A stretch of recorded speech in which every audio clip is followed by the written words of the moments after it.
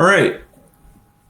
So, welcome everybody who's tuning in for the Aragon Permissions Workshop. I am your co-host, John Light, along with Brett Sun, CTO of Aragon One. And in today's workshop, we're going to cover how you can use the Aragon permission system to customize your own organization, as well as cover some tips and tricks and things to avoid. So, Aragon developers get a lot of questions about whether Aragon can support this or that type of use case or specific organization model. And the answer is usually yes. You just need to set up the right permissions. Often this leads to more questions about permissions. Admittedly, this is a pretty deep rabbit hole. But once you understand the Aragon OS permissions model, a whole new universe of possibility opens up. No longer are you trapped within the confines of the default Aragon templates, and you can begin customizing your organization to suit your specific needs. While we have some great documentation about the permission system over at the Aragon help desk at help.aragon.org, we thought it'd be helpful to do a video walkthrough as well so that you can see step by step how to navigate the permissions and modify permissions to customize your organization. We're also going to cover some gotchas, different landmines you might step on that might not be immediately intuitive, but could lead to awkward situations or potentially even breaking your organization. The permission system is very powerful, and with great power comes great responsibility, to quote Spider-Man. So joining me as co-host today, as I mentioned earlier, is Brett Sun, CTO at Aragon One, and proud to say one of the primary architects of the Aragon OS permission system. I'm really glad to be having him on so he can share his expertise.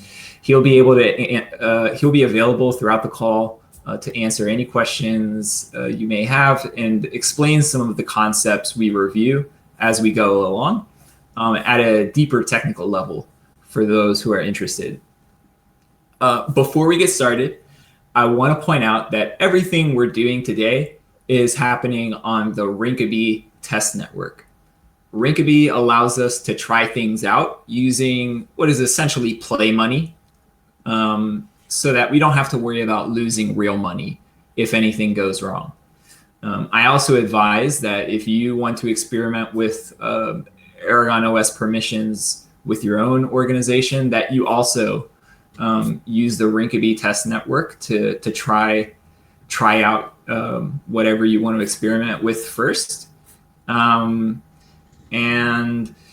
because it's nice to be able to get creative and explore the parts unknown in the Aragon client without having to worry about losing real money or making any irreversible mistakes.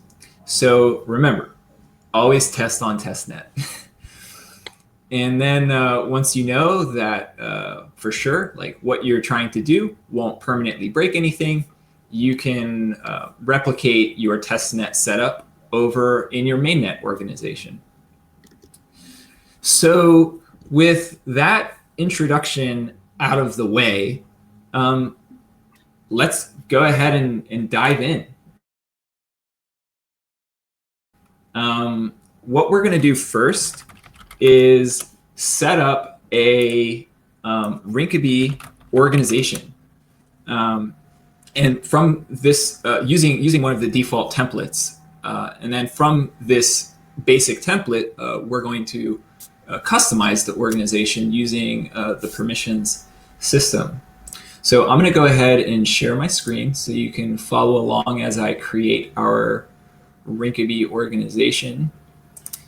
And I just want to quickly note, if you have any questions as we're going along, please feel free to drop them in the YouTube live chat, or send us a tweet on Twitter, or drop it in the Aragon chat on Discord, in the support channel.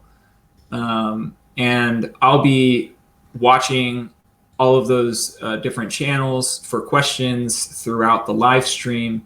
And when we get a chance to pause and answer questions, I'll check in and we'll answer any questions that come through.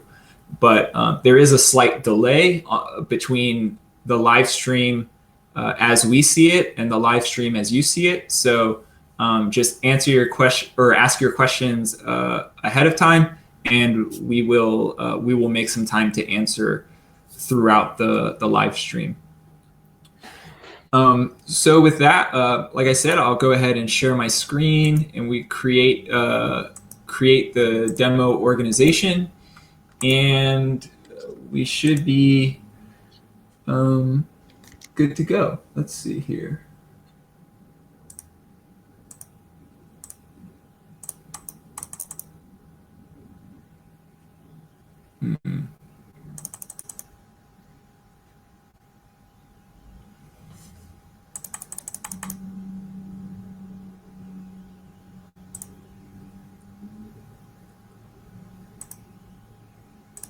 All right.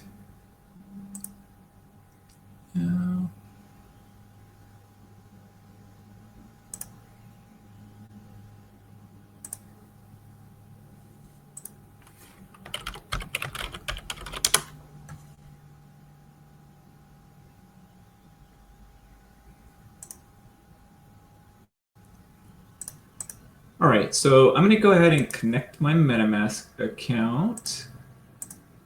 And it says I'm on the wrong network, so I'm going to switch to Rinkeby. Now I can connect it. And we're going to create a normal company organization. I'm going to use this template. And the name is not particularly important, so I'm going to just choose Permissions Workshop, and that looks good. So once again, we're just going to set these at 50-50, and then we're going to set the vote duration. Oh, actually, that reminds me. We are actually going to set this up on nightly Rinkeby. And the reason is that we currently have a version of Aragon available through nightly that allows us to create a shorter vote duration. So for this demo, it'll be good to have shorter vote duration of 1 minute versus the 10 minutes that is currently required on the normal Rinkeby version. So we've got 1 minute vote time. We're just going to call the token member, because we're actually going to create 2 classes of token holders. I'm going to copy my address, and then I'm going to add Brett's address as well as the second organization member. And then I'm going to give myself 1 token and Brett 1 token. Permissions Workshop, 50-50, 1 minute. Member, Brett and I. Looks good. So I'm going to sign that transaction. Because there's 2 members, there are 2 token holders initially, we're going to have to sign 2 different transactions to create this organization. So the first transaction confirmed. I'm going to sign the second one.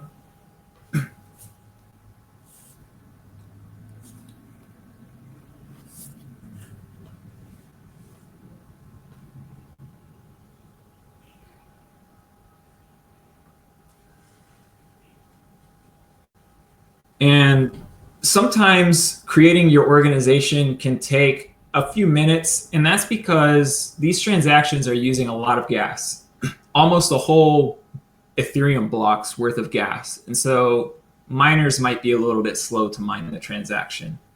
But eventually it gets mined. And so we're all done. The organization is ready to go. So let's go ahead and get started.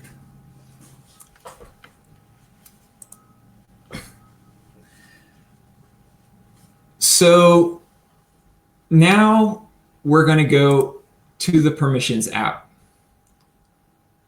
You can find this under the systems setting in the side panel here. So in the permissions app, we can basically click between two different sets of permissions, the app permissions and the system permissions. The system contracts are low-level contracts that all Aragon organizations have. And then the app contracts are included with the default templates, but different organizations might have different apps depending on the purpose of the organization and how its members have set up the organization. So in this main view, we get a high-level picture of all of the permissions that have been assigned in the organization related to the different apps. And we see a similar view on the system's permissions. And so I'm just going to quickly explain what we're looking at here and how to interpret what we're reading on all assigned permissions. So what this table is telling us is that on this app kernel, or the kernel contract, there's an action that can be performed on this contract called manage apps. And the permission to perform this action, manage apps, on the kernel contract is currently assigned to the voting app, which means that anytime someone with the correct permissions to create a vote tries to perform this manage apps action, it's going to go through the voting app. And the members in the organization who have a token and are able to vote will have to vote to approve that action. And similarly, this action, manage apps, is managed by the voting app.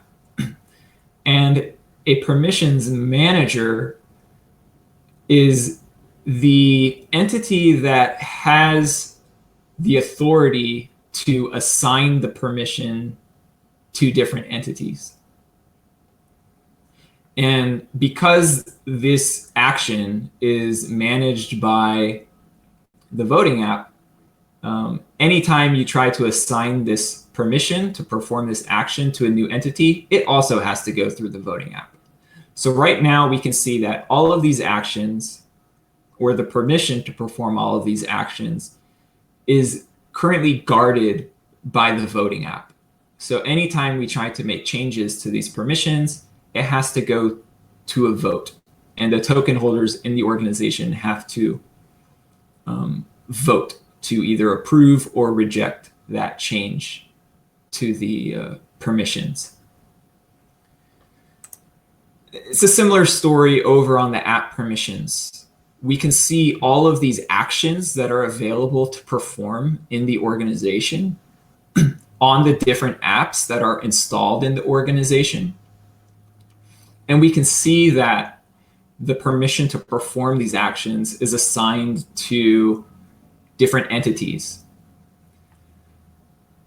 In some cases, though, while most of it is assigned to the voting app and managed by the voting app, in a couple of cases we see that it's assigned to the tokens app or the finance app. And what that means in the case where a permission is assigned to the tokens app is that anybody who holds a token that was issued by this instance of the tokens app, specifically the tokens app at 0x2BB, so on and so forth. Anyone who holds one of these tokens can perform this action, specifically create new votes on the voting app. So any token holder can create a new vote. Simple enough. And down here on the action transfer agents tokens, we can see that this action is assigned to the finance app. And what this means is that if we want to transfer any tokens that are held in this organization's agent app, we would just go to the finance app and initiate a withdrawal from the finance app. And once again, all of these permissions are currently managed by the voting app. So if we want to change who these permissions are assigned to, or add additional entities that can perform these actions, it would have to go through a vote, and token holders would have to approve that permissions change. We can also see this at a per app level. We can see that all of the actions that are available to perform on a specific app, as well as who is assigned to what entities have been assigned that permission and who that permission is managed by. We can also see that on this app, the tokens app, there are a few permissions that have not actually been assigned to any entity and have not been given a manager. And so currently nobody can perform these actions. And so if we wanted to give some entity permission to perform these actions, we would have to initialize this permission. And so first, you can see the difference in these drop-down menus. On the action that already has a manager and an entity, I can change the manager, or I can assign this permission to a new entity, or I can attempt to, depending on the permissions. But here, I would first have to initialize this permission by creating the permission and assigning the manager, assigning a manager. So for the first time you're trying to grant this permission, we would also designate a manager. And like I said, this view is available for all apps that are installed on the organization. So once again, some apps do not have any entities that have been assigned permissions. And so if you want to find those uninitialized permissions, you just go to this app view. And then you can initialize the permission from here. And on any of these pages, you can also create a new permission by just clicking the new permission button if you already know what you want to do. So you could say, I want to change on this app, I want to give a specific address permission to create new votes, for example. And if I put an address here, then the add permission button would light up and I would be able to do that. And I will actually show an example of this in a moment. But this is a basic overview of the Permissions app and how to navigate it, how to interpret what exactly is being shown here. And let's check and see if there are any questions that have been asked already, and take a second to check that out.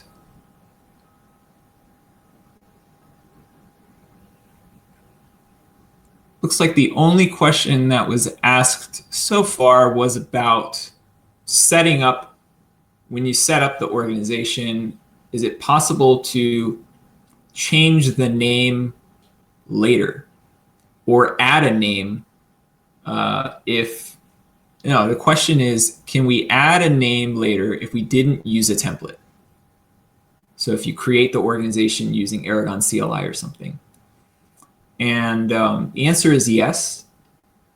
If you already own an ENS name, then you can use the ENS Manager app to point the ENS name at your organization using the organization's address.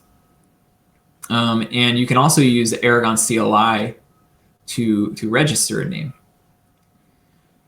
But I don't see any other questions on the different channels.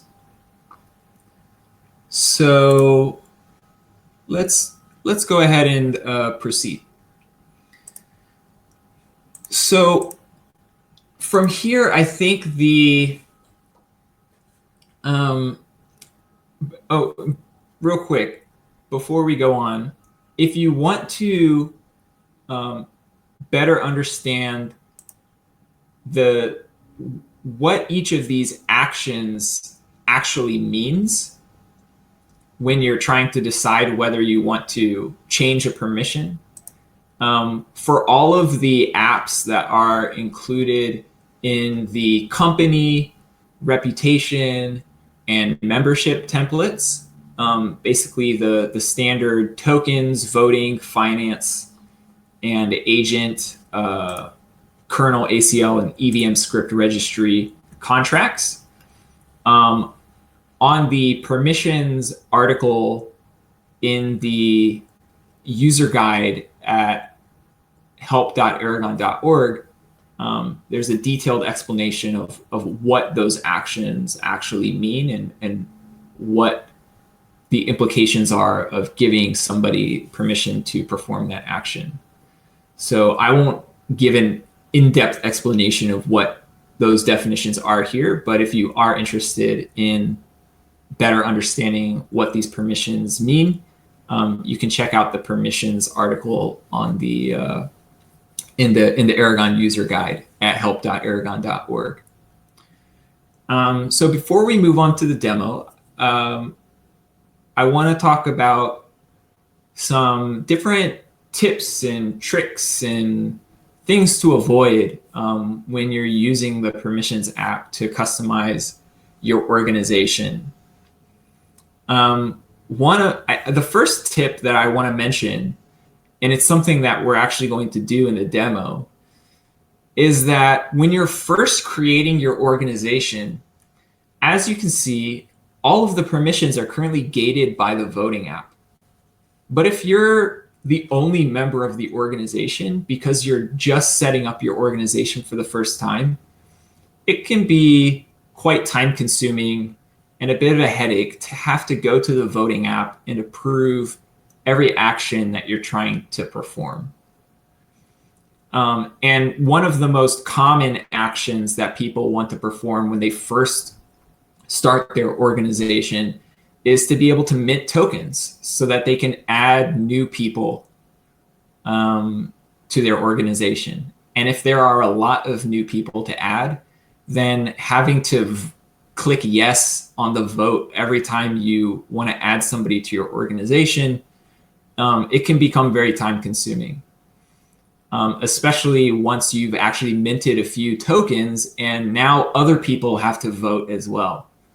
So one thing that you can do to speed up setting up your organization is to just give yourself direct permission to perform all of the actions that you need to do repeatedly to get your organization set up. Like I said, most commonly, this is minting tokens, but it could also be changing the permissions. So, you could go to the ACL and you could say, give yourself permission to create permissions.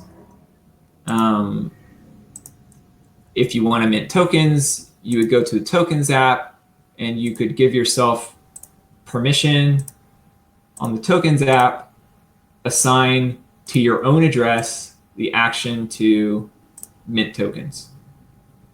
And then you would add that permission. You would have to go to the voting app to approve that. But once you have approved that permission, then you could start minting tokens directly.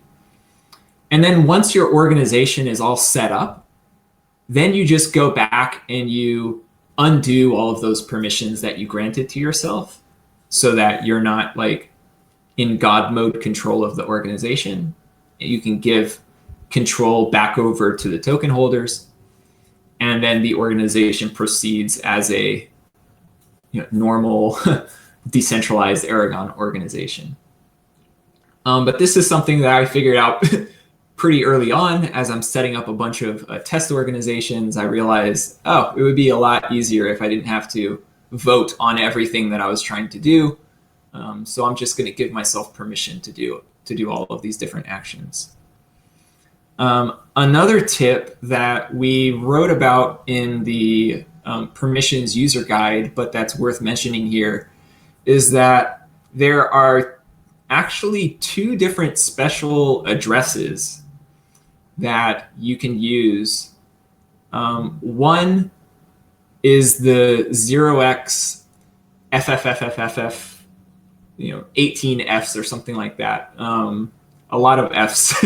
The exact address is in the permissions user guide. But the 0x FFF address, if you give a permission, or I should say, if you assign the manager role of a permission to the 0x FFF address, then that effectively burns the permission, meaning that it can never change from that point forward. And so an example of why you would want to do this. Let's say that there's a very sensitive permission, like creating a new payment, basically taking money out of the organization's vault. You don't want to ever have to worry about that permission being assigned to an individual. You always want a withdrawal from the organization's vault to go through a vote first. So what you could do to ensure that is to just go to the create new payments permission, and then you would change the manager from the voting role or the voting app to the OXFFF address.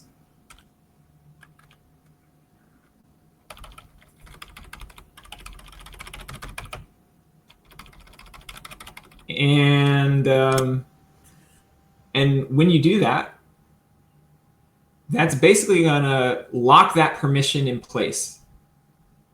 No one will ever be able to change that permission on this organization.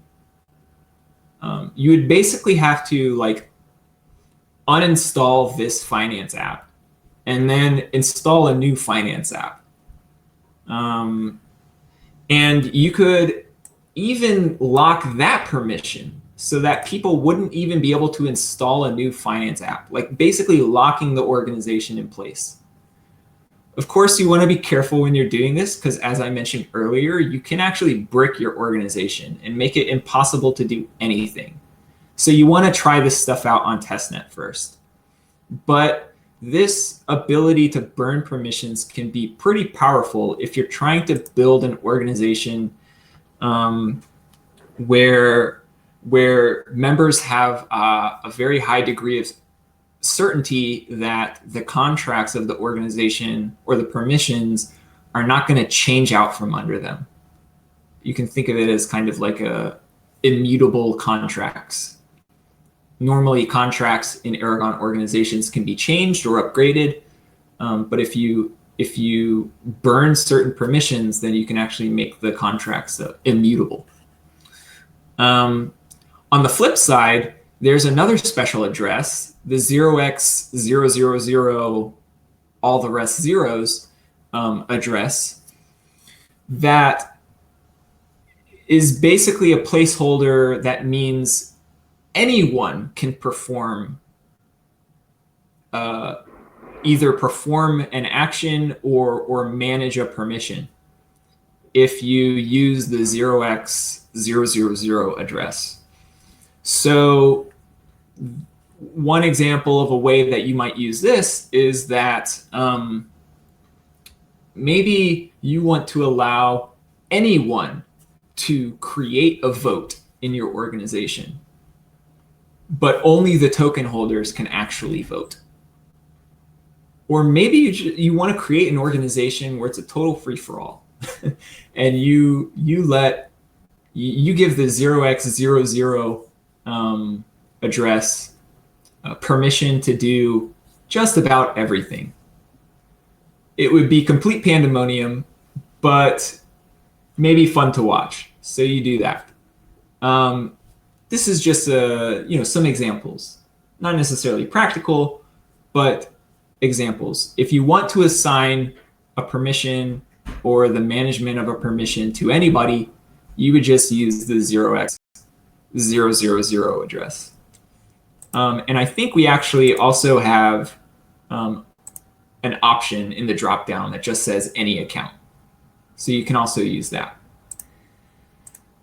As a technical correction, the burn address is zeros and one, so it's just like 0.000.0.000.1, and it's 39 zeros and 1 and the any address is 40 Fs in a row, 20 Fs in a row. So burn is 19 Fs. 19 zeros and 1 at the end, and any entity is 20 F in a row. Oh, did that change at some point? No, that shouldn't have been the case. I think we just got that wrong in the notes. Oh, okay. Important correction. Thanks. It looks like it's correct in the documentation, so that might have just been a mistake in the notes. So what I said, just flip that around. OXF is anyone, and then the burn address is all zeros with a 1 at the end. And the specific address is in the permissions article in the Aragon user guide. So you can copy and paste that if you need to find it. So Brett, do you have any other any other interesting facts about permissions that people should know? Yeah, I can definitely give a couple. I think with our current permissions architecture, as John explained, we've really made it, or the design has really been around giving as much flexibility as possible from the get-go, and then allowing people to close the hatches, so to say, so they can throw away the ability to mutate permissions or create new ones, or et cetera, as they understand how their organization works, and what kind of interaction model they like to have with their members. But there's a couple of interesting tidbits that may be helpful or may give a little bit more clarity, as well as a potential gotcha in some ways. So the interesting tidbits, I'll start with those. The ACL is actually, it has the ability to do more than just a binary yes or no permission. And John, if you could open up this page, I'll send it here over the chat as well. But there's a bit of reference documentation in our hack.aragon.org site that expands a bit more in terms of how powerful the ACL is. And by this, I mean that each parameter, the application chooses itself, but it can pass more than just the role itself. And so you can get a whole bunch of arguments into the permission itself. And what you could actually say, for example, is I want this permission to be enabled for anybody, or perhaps this particular set of people, but I want to control how they interact with it. So for example, in a token transfer scenario, you could actually make a permission that says, yes, anybody can transfer tokens, but they have to only transfer 5 tokens at a time, or something like that. And the most interesting tidbit here, I think, in the parameter interpretation for the ACL is the ACL oracle. And this is essentially just the smart contract that you can tack on into the ACL for that particular permission. And so that allows you to, if we take the transfer example again, it allows you to say, yeah, anybody can do this, but they first have to meet the conditions that I specify in this other smart contract that I've defined somewhere else and deployed and hooked up to this organization. You can see it's a little bit, the actual building of this parameter or this permission is a little bit more like programming-esque, and that's what we intended for. But you can see it already in use in the Dandelion template, where they've taken a different approach to the token balance check.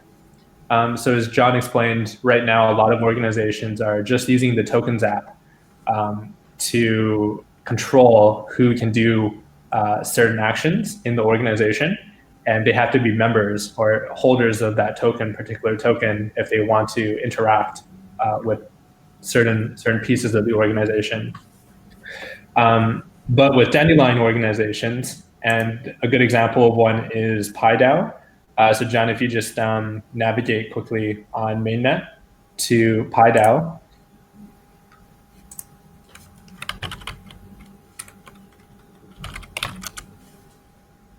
We're going to need the hash. Haven't fixed this. And then if we go into PieDAO's permissions, so PieDAO is a pretty standard Dandelion organization. I don't think they've changed any permissions since they created the organization. And a Dandelion organization is in many ways similar to what's offered within Moloch.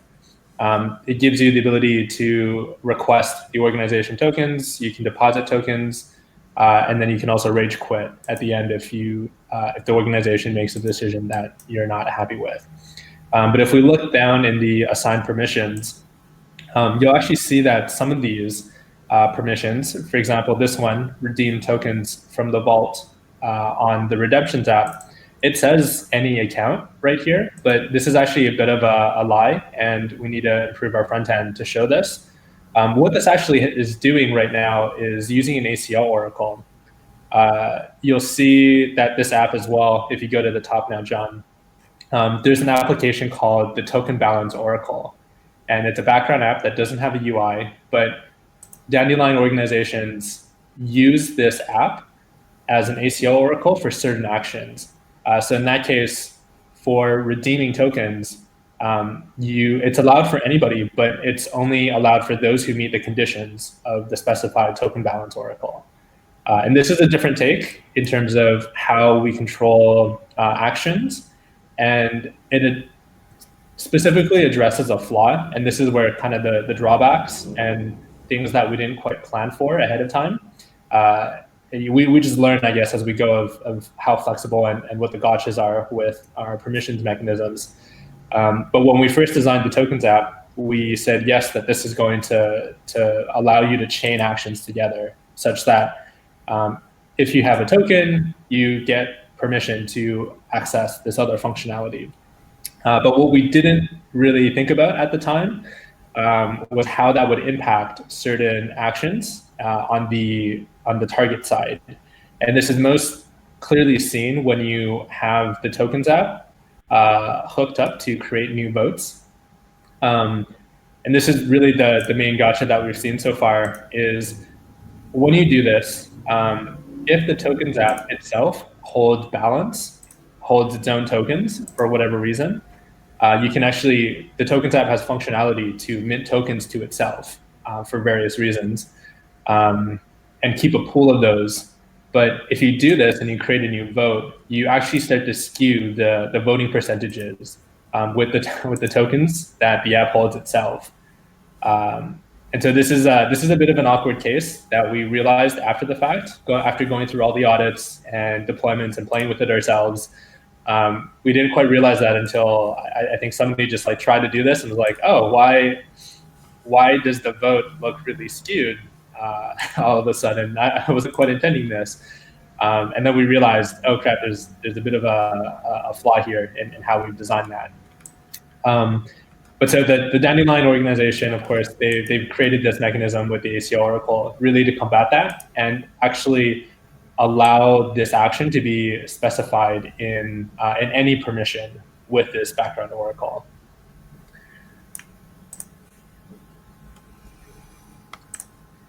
And yeah, I think that's more or less all that I had to say in terms of tips and tricks. I think for the sake of time as well, we can also go on to the demo.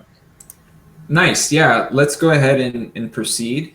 I'm going to go ahead and stop sharing my screen and let you take over the screen share. All right. Thank you, John.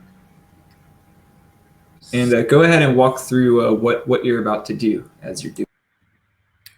Yep. And I just want to double check. Can you see my screen, John?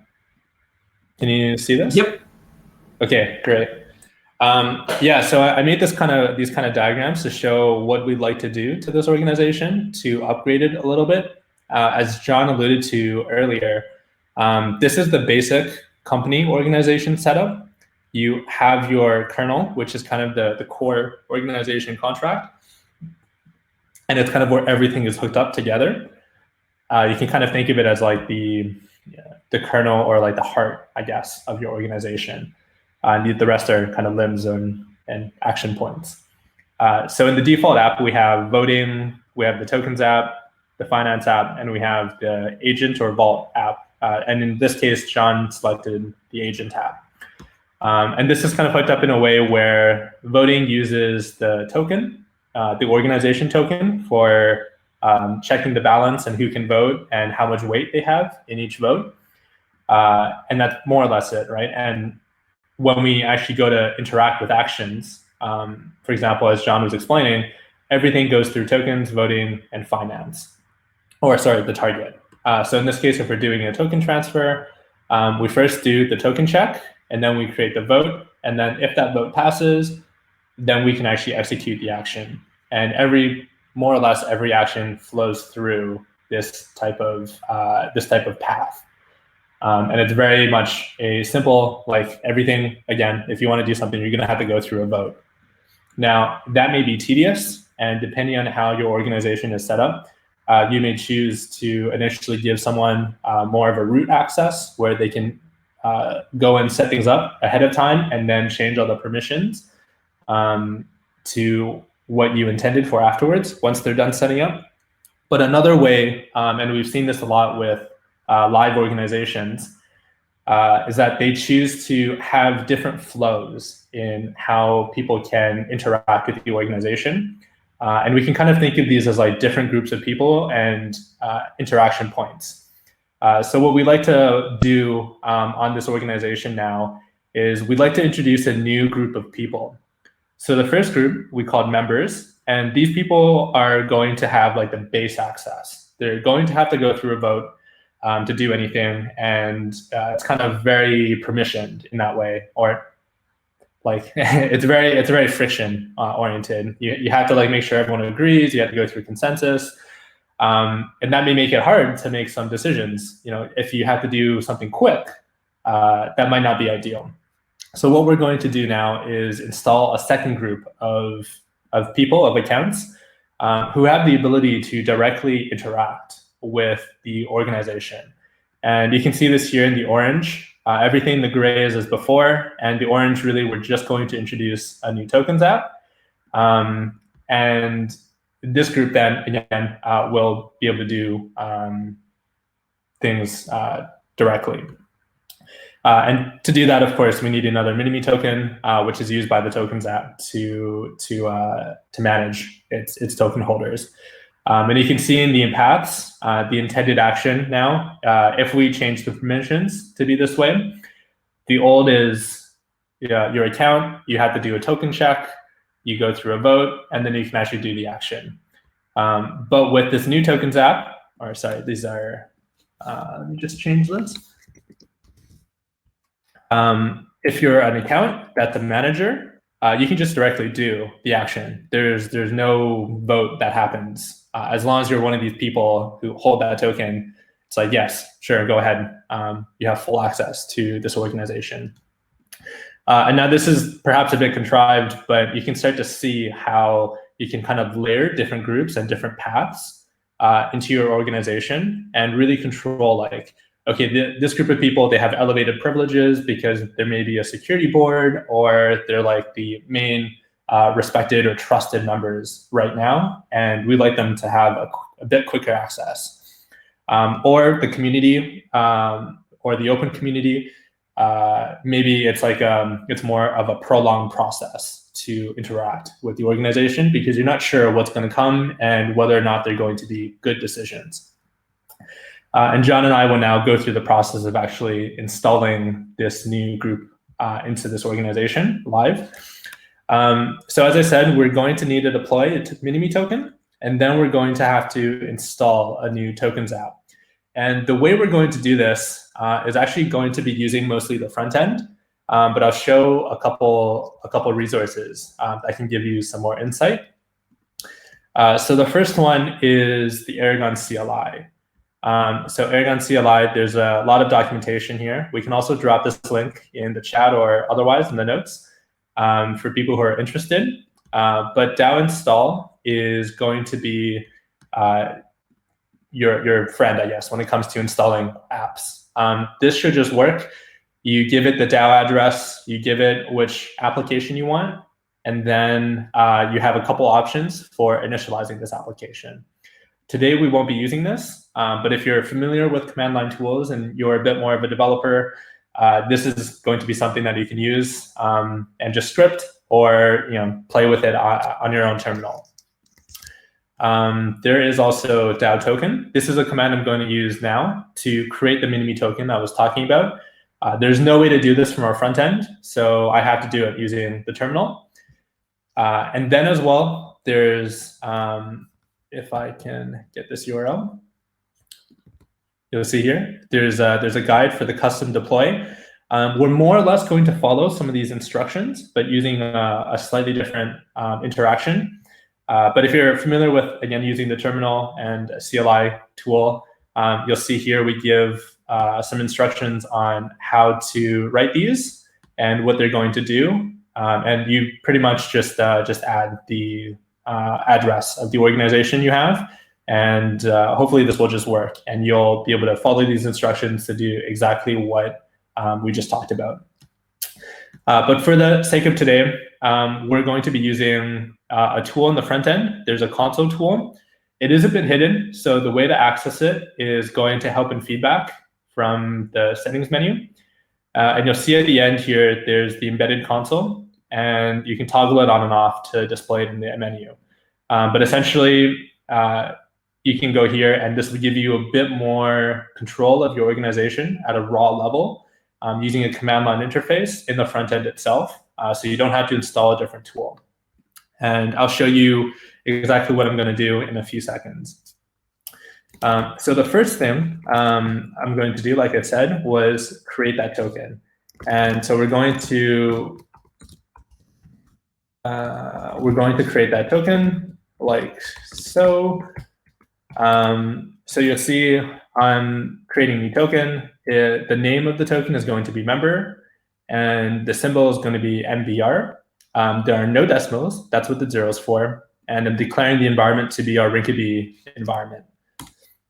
And just give this a couple seconds to mine. But within a couple seconds here, we're going to have the address of this token.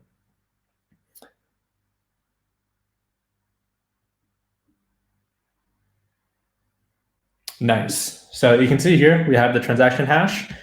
As well, we have the token. Now, to install the tokens app, it's a little bit tricky, particularly because of how we do the initialization parameters. The initialization requires the token to have already declared the token manager app to be its controller. And this essentially means that the tokens app that we'll be installing has full access to this token, and it can do a lot of things like create tokens, destroy tokens, et cetera, et cetera. And this is, of course, necessary because we want this application to manage the holders of this token, whether that means enabling people to create new tokens, adding tokens, or like removing holders if necessary. And these are all actions protected behind roles, as John just showed in the permissions UI. The next thing I'm going to do is a bit of a not necessarily a hack, but what we had to do because of this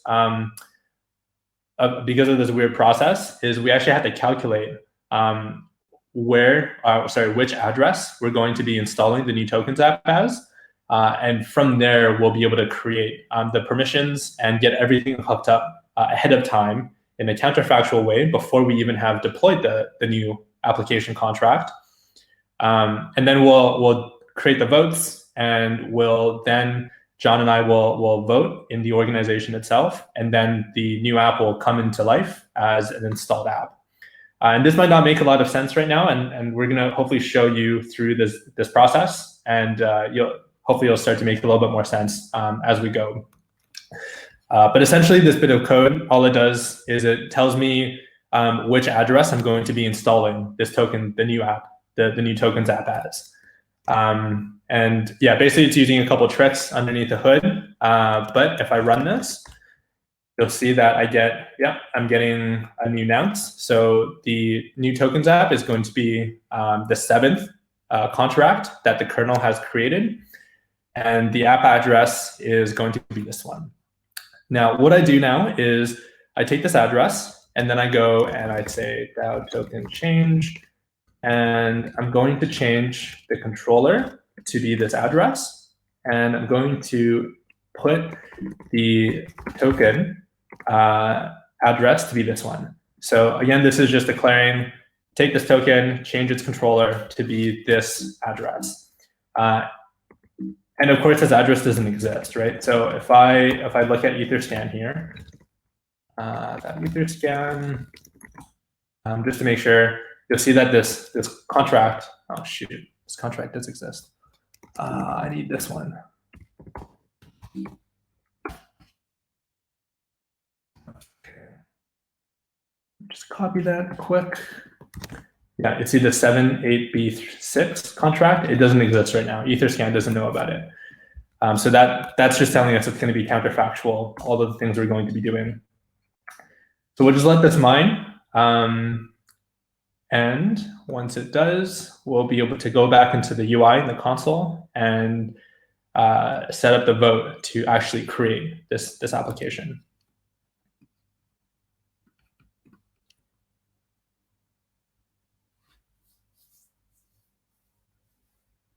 Nice. Okay, so now you'll see the output. It said it's changed the controller and everything's set up for us to install this app.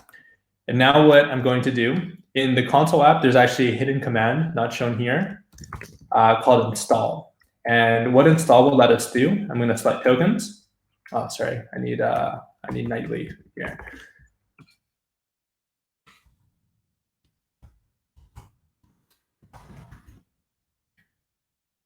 Okay, load. And all right, so install tokens. And what this is going to do, it's going to ask me for the initialization parameters, as well as a couple of initial permissions to grant this application. I kind of already know these, but there's documentation, of course, about what the initialization parameters are and what the available roles are. But here, I'm just going to provide the address of the token. That's the first argument. The next one is whether or not it's transferable. And for the membership token, I'm going to say it's not transferable. And then it's going to ask me how many tokens I want each person to hold. And for this, I also want to say people can only hold one token, because it doesn't make sense if you hold more than one membership token. So I close that off as the initialization parameters, and then I can talk about the roles. What we can do here is I'm going to say the mint role. I'm going to give the mint role to, if I open this back up, I'm going to give it to the voting app, to the current voting app that we have. And we will see the voting app is this address. And I'm going to give it, let that voting app be both the manager as well as the first grantee. So if I do this, I need to connect my account. And now we should see something pop up. No.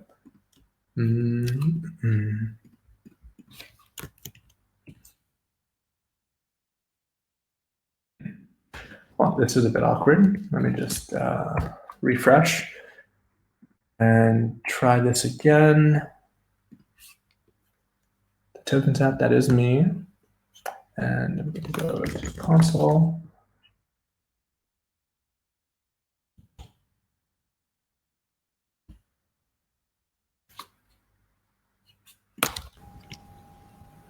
Brett, do you know why your account says no connection? Yes, I believe it's a browser issue. This is something that I think is just broken right now with the current MetaMask instance I have. Well, this is a little bit awkward. Let me just double check. Transferable. Yeah, that's true.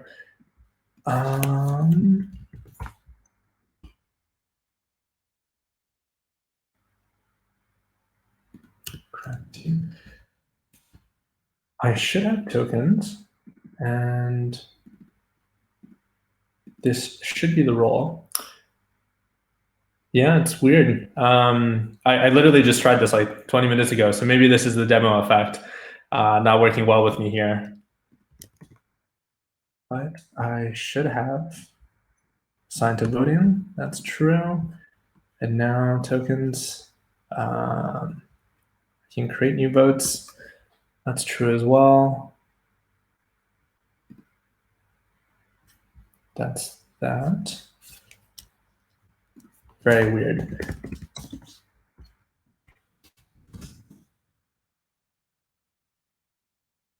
That's exactly what I want to do.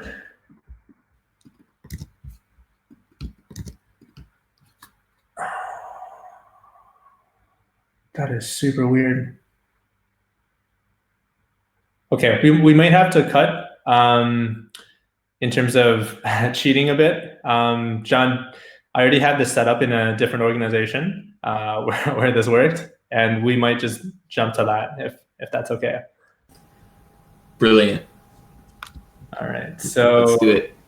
That one, it's a different one. I used the timestamp, so it is 5. Yeah, May 5th, 2020. This is the one I set up. You'll see here that tokens, I'm a little bit farther ahead now, but tokens, we have the membership token. I have 1 token for myself. What the previous command would have done is it would have done this. It would have created a vote here where it would then say, I'm going to create a new upgradable instance. of this app, and I'm going to grant it a permission to mint tokens. And so here, this would have showed up in the current app. You'll see that there's only one tokens app, but then we would have had these two tokens token apps show up.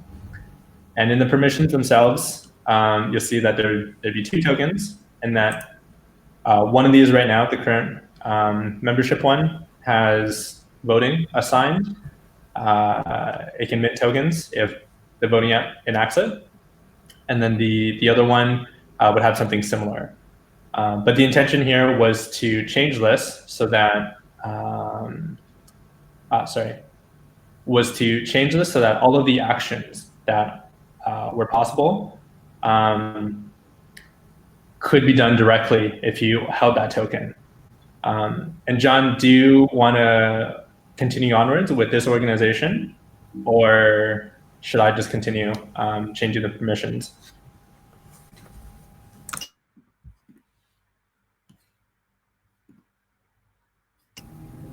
We don't need to change all of the permissions, but we could change one of them, and I think we can just show what it looks like to give the holders of the MBR token permission to perform a withdrawal from the Finance app without having to go through a vote. Yep, sounds good. Let me just get some test tokens quickly and show the before and after. And then, so in the Finance app, what we're going to do now, we have create new payments right now. We're going to assign a new permission to the membership token. Or sorry, we're going to do this for Finance, and we're going to assign it to the membership token. And we're going to say the action that any person who holds the membership token is create new payments. So I'm going to add that permission. You'll notice this organization is a bit further ahead. I've introduced another app inside this organization called the Delay app. And this Delay app is essentially another take on the voting app, where it allows you to have a time in between someone proposing an action and when that action gets executed, as well as the ability to pause and resume that action. So if we go a bit further, you'll see that when this transaction actually gets mined, a new action will happen in this Delay app. And you'll see I have a couple pending ones here that I was testing with earlier. If we go to Finance, you'll see we have 300 DNT. Those are our test tokens that we just requested. And in the current flow, if I try to withdraw this to my account, it is going to ask me to go through a couple of steps. So it tells me I can't do this directly. I have to go through the Delay because only the Delay app has the ability to create votes in this organization. And then only the voting app has the ability to actually do the withdrawal because of the way permissions are set up. Now, once we execute the permission change, when I do this withdrawal, I should just be able to do that immediately. So if we have waited long enough now, you'll see there's a bit of a timer. I have 7 seconds left to go. Typically, this is where we just say, live streaming is on. In the all devs, this is just where we say, okay, now this meeting is over. Anything else we can postpone to next time. Okay, I think we're back. Do you want to double check, John? Yeah, let me refresh the page and see if it picks back up. Yeah, I think we're good.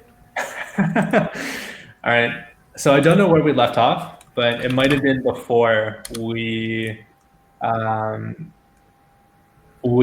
these actions. I think you were making the withdrawal, yeah. I was making the withdrawal, yeah. So just to catch people up who were on the stream and it might have stopped, the permission did go through. So now voting also has the ability to create new payments, but the membership token can also do that, or the membership token app can do that. And if I go back to Finance, you'll see that I was able to do withdrawal, and I can just show this again. If I try to withdraw to my account, now. Go to DNT, if I do 10. And this panel now looks different than before, right? So before it said I had to go through multiple stages. I had to go through a delay, then a voting instance. But now it says, yeah, you can do this if you have tokens. And I'm going to do this. Real quick, Brett, can you try sharing your screen again? It looks like it's sharing, but it's really small on the live stream. Yep. Sorry to interrupt. All good. Is that better? Do you see the screen? I guess we'll have to wait for it to catch up. Yeah, I can see your screen in full screen mode. For some reason, it looks really small in the live stream, but let's wait a second. It's catching up. All right. And we're good. All right. Sorry for the technical difficulties, folks.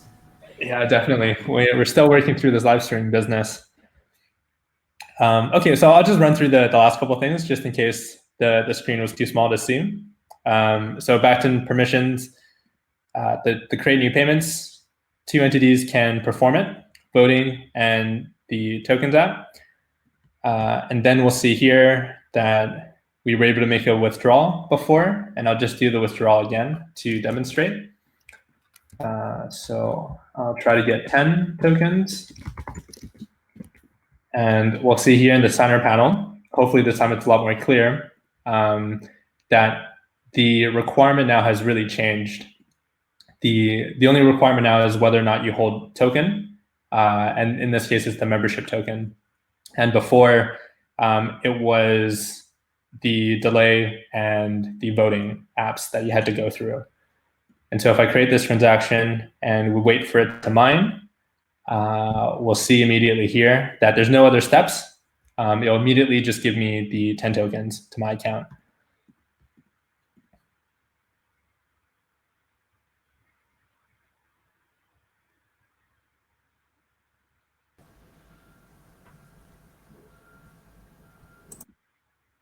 There we go. It confirmed.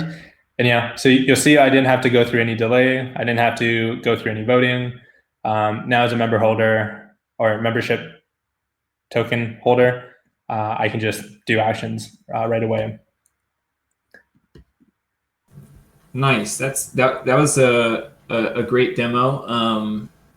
Technical live streaming issues notwithstanding. But so to summarize what just happened there, we had an organization with one tokens app installed.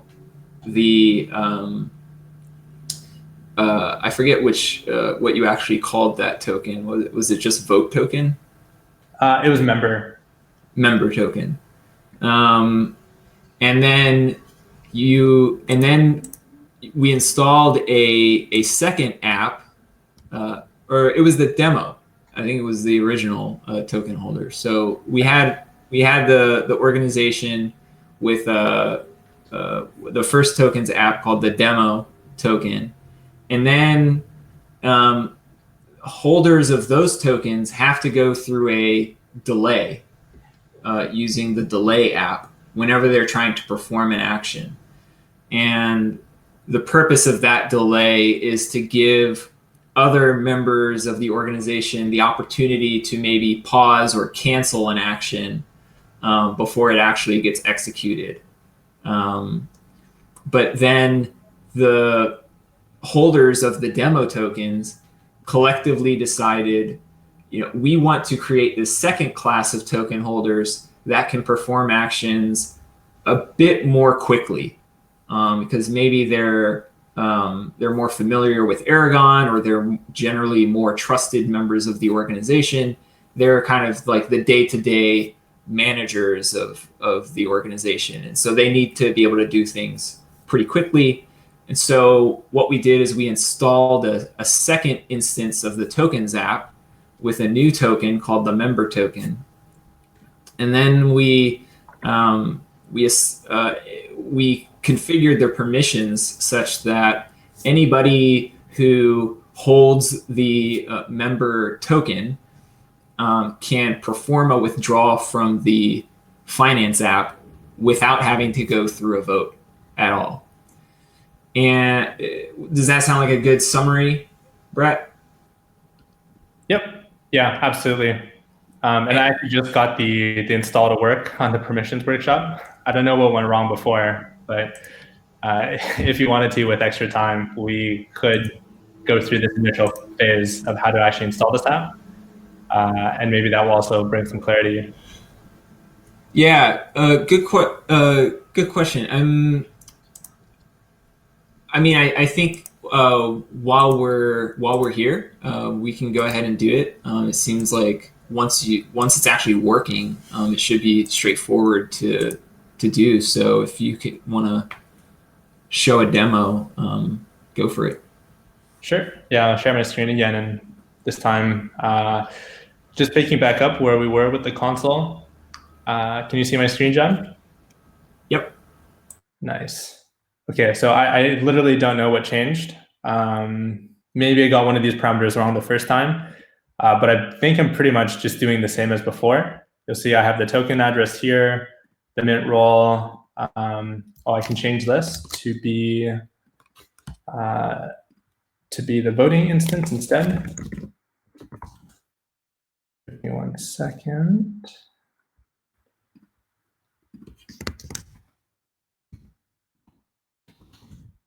And yeah, so I'm going to let the voting app that's installed inside the permissions workshop organization be both the manager and the first grantee of minting tokens on this instance.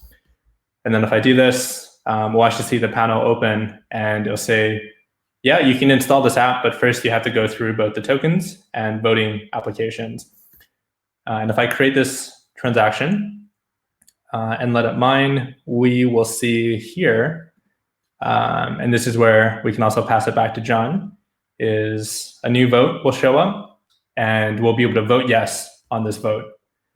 Nice. So when we vote yes and we execute this, here there's only one token. We'll actually see that second tokens app up here. Nice. Do you want to take over, John? Sure.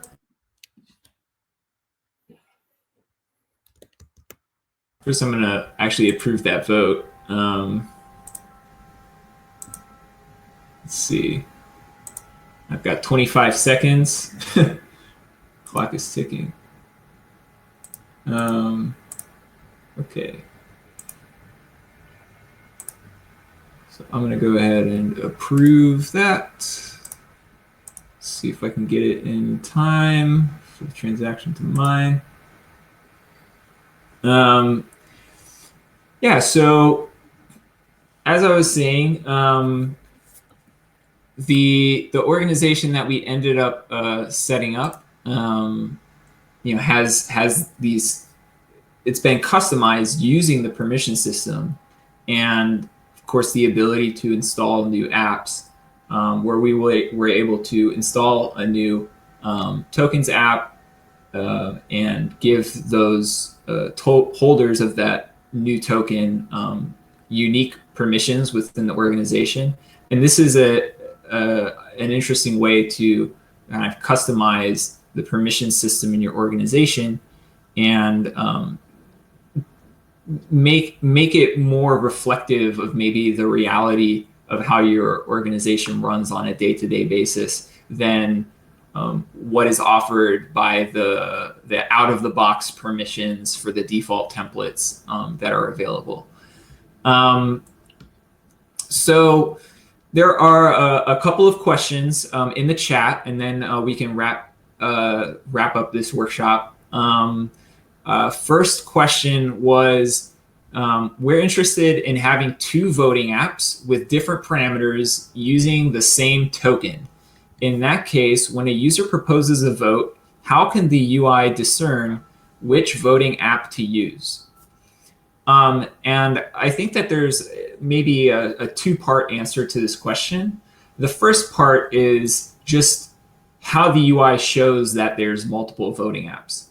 And the answer to that is similar to what we just saw in the demo organization that Brett was working off of for the second half of his demo. In the side panel where you can see all of the installed apps, when you have multiple instances of a specific app installed and you click on that app in the side panel, there's going to be a drop down where you can select from the multiple instances that are available. And in the case of the voting app, those instances will be identified by the voting parameters. So if one of your voting apps has a 50% support and you have another one that's like a 2/3 support, for example, you're going to see 50% and then 66%. And there are different ways that it might show up depending on which app it is. But then the second part of the answer is, what if somebody has the ability to, create votes or vote in multiple voting apps? And so that gets down to the question of transaction paths. And right now, I believe that there's a limitation in the front end to where only one transaction path shows up. And so even if there are actually multiple transaction paths, only one of those transaction paths will show up. Is that correct, Brett? Yep. Yeah, that is correct. Yeah. So in cases where there are multiple transaction paths, would a user be able to select a path if they were to use the CLI? So unfortunately, no, not yet. The CLI will give you the same path as the front end. But this is definitely an area we're actively looking to make better, whether that's giving you the option of multiple paths or allowing you to specify if you already know the path that you want. I think it should go through this one, and can you try to use that instead of the other one? So one question that someone brought up the other day, which was a good point, which is like if they or someone they know has the skills, they could still actually build this EVM scripts themselves to go down the specific transaction path that they know is available to them, even if it's not the default path that's shown, correct? Yep. Yeah, we sometimes do this with live organizations who have this exact problem. Most of the time we configure the organization to show the correct path on the default, but sometimes there might be awkward situations where they like a different group of people to do the vote or go through a slightly different process that they have also enabled. And at that time, we create these paths for those organizations and launch them. Great. So in cases where there are multiple transaction paths, although there's not a way to traverse those different paths in the current front-end tools that we have, the client and the CLI, if you know that the path is available, you can just go straight through to the smart contract and build the scripts yourself. One other question was about the delay app, which is what can you do with that extra time that the delay introduces? We mentioned this a couple of times earlier, but just to put a period on that, what the delay app is mostly used for that we see in organizations is that it gives other members of the organization, or maybe specific members who have specific permissions, the ability to pause or cancel certain actions that people are trying to do through the Delay app. So if you install the Delay app and basically require all proposals to go through a delay before they can be enacted, then if somebody sees that a controversial or like malicious action has been approved, there is a delay during which other members who might disagree with that action can react. And that reaction could mean pausing or canceling the action, or in the case of Dandelion organizations, they could, quote unquote, rage quit and basically burn their membership tokens in the organization in exchange for a proportional share of the organization's assets, and they can gracefully exit before the action actually is executed. So the Delay app is basically like a safety feature to protect members of the organization members in the organization from potentially controversial or bad actions that other members perform. And so that the Delay app, you can kind of view it as a curation mechanism of sorts. And when talking about speed bumps, a lot of these applications you can think of are essentially speed bumps. Like voting is a speed bump where you have to gain consensus before you can execute the action.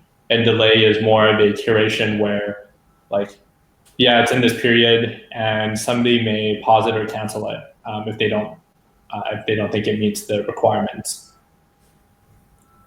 Yeah, that's a great framing. And then, as we've shown with the demo, for certain actions or certain members of the organization, you can remove those speed bumps and allow people to perform actions directly.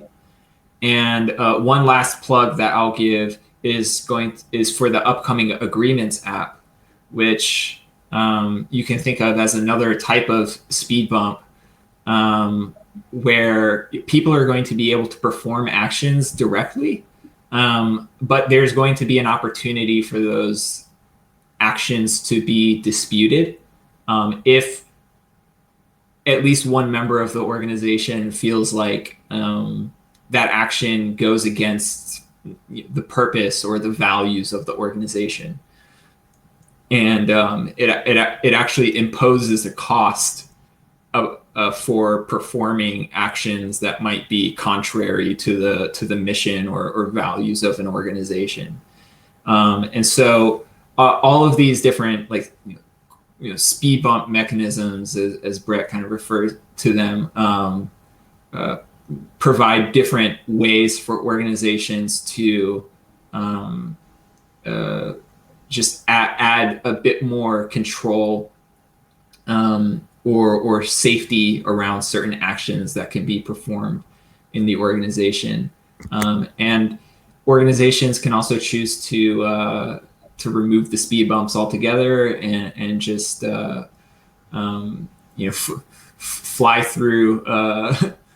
down the highway of the blockchain, if you will, and perform those actions directly.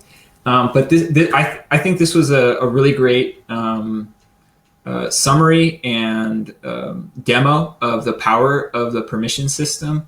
We're going to go ahead and wrap this up. And in the forum thread for this workshop, I'll be sure to drop a bunch of links that we referenced throughout the workshop. If anybody who watches this wants to dig into those links for themselves, I'll also link to the organizations that we used if you want to explore those permissions and some of the transactions that we did yourself. And finally, I want to give a plug for a developer-oriented permissions workshop that's happening this Friday. It's going to be hosted by Aragon One team member Enrique. And I will also link to that in the Aragon forum thread for this workshop. So for any developers out there who are interested in exploring permissions at a deeper technical level, that'll be a great workshop to go to. So thank you, Brett, for joining as co-host and helping out with the demo. And thank you to everybody who asked great questions in the chat. And thank you to everyone watching for your interest in Aragon and Aragon permissions.